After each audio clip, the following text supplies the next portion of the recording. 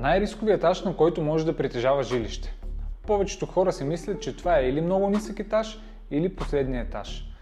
Обаче това не е така. За мен най-рисковият етаж, на който може да има жилище, е предпоследния етаж или етаж, върху който има открита тераса на апартамент отгоре.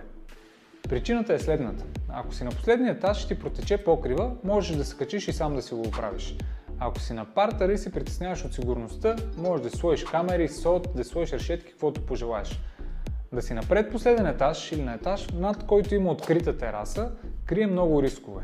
Риска от това да протече терасата на горния апартамент във вашето жилище не е никак малък.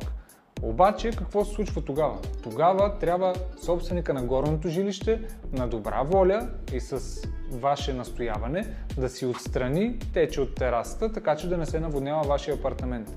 Много често обаче хората казват: на мен не ми се занимава, това не тече в моя апартамент, въобще няма да полагам никакви усилия за това нещо. Затова избирате си внимателно апартамента и етажа, на който ще живеете, и още един съвет: бъдете в добри отношения със собственика на горния апартамент. Поздрави и за още имотни съвети може да ме последвате.